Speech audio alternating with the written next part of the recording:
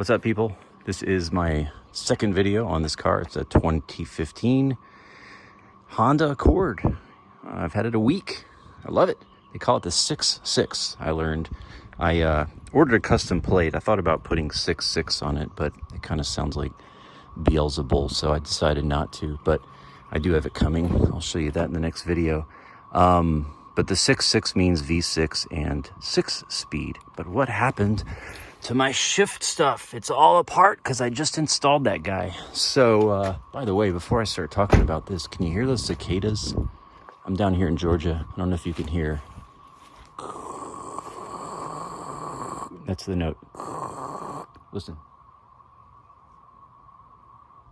We have a swamp behind our house, and you can just, night and day, it's super loud. In fact, while I'm at it, look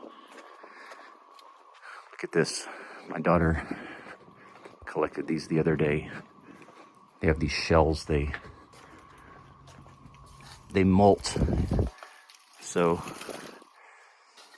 of course, these are just shells. And you can see at the top where they burst out into new life. Let go of me. Anyway, there's thousands of them, probably millions everywhere. But that's not what this is about. This video is about this car and enjoying your life. So this is the 6.6. It's the last 6-speed, 6-cylinder Accord they made. I thought it was interesting, so I bought one. And today I installed a bunch of stuff, but mainly we're going to talk about the Sirimoto short shifter. This is for the 9th gen Accord. You can get the optional bushing. It's the little bushing that looks just like this, except it's white. This is the stock one. So they have a white one you can get, and it's like $6 extra. I just sprung for it. Why not? And their website says it like adds more positive shift feel for the most astringent clearances. So whatever. Got to still put it back together.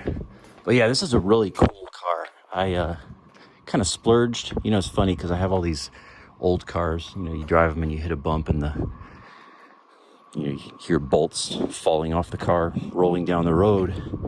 And that's not an exaggeration. At least it feels that way a lot of the time. But this is like the nicest car I've had. It's a lot nicer than my Fiesta ST, which actually was a 2015 also. This was considerably less money, and it is a fun car. This is a very, very, very nice car. Maybe I'm just used to beaters, but I was driving around with my little girl the other day, and we decided to name this car Respectable.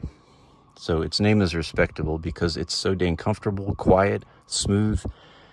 It's amazing, but I'll talk more about that in other videos. I'm just going to talk a little bit about the shift adapter, and you can see right down there. You can see it attached. This piece right here is it. So it starts right there where my fingernail is. And you basically, again, like I said, you just pull this off. Some people actually remove the whole shift linkage. It's really not necessary. It's very simple to just do it with the shift bracket in here. This piece is what I'm talking about, the base. And anyhow, you just disassemble. You can reuse this. It's it won't break. You just be careful to get this compression washer thing off, and you can put it right back on. It's nice and tight, not going anywhere. And then getting this thing out is the PETA, this black thing. What I found, again, there is a video on here, and it's a really good one. What I found is you want to put the shift knob back on, because then you have something to grab it with.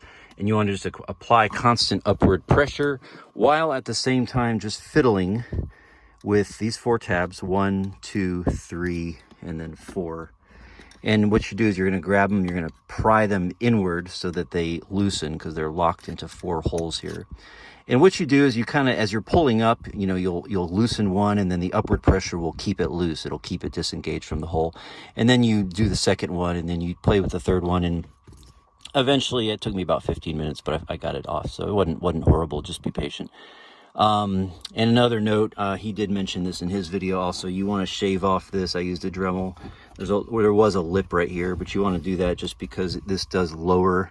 It actually pulls this down. That's how it creates the shorter shift. So it pulls this shift cable down a little bit. So you want to just Dremel off this little bit of plastic here, just so it doesn't rub or anything. But other than that, I mean, it's pretty easy. Like I said, it took me about an hour, 15 minutes start to start to this point, and then putting the trim on is just like 5 more minutes. So, oh man, it really shortened the shifts though. I just put this back on real quick, just for fun. Don't want to strip it. Come on now. Get on there.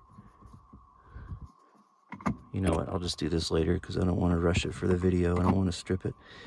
But anyhow, so yeah. Oh, there we go. Okay. So it's supposedly 33% less throw is what they say. But anyhow, way shorter and way more positive feeling.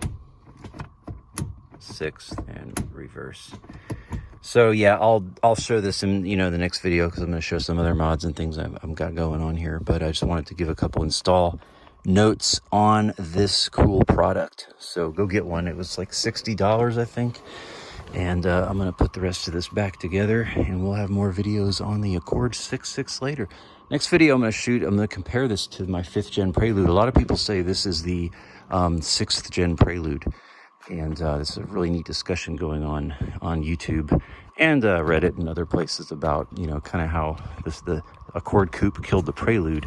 And this is essentially, they should have just named this car the Prelude. And after owning 3 Preludes and then this car, I would agree. But I'm going to show you some stats and stuff. I got some data I'm putting together for another video. Probably be the next one. So maybe you have comments on that. Anyway, yeah. So, hey, thanks for watching. Go get the Sirimoto short shift adapter. Great mod. Well worth it. Peace. God bless you.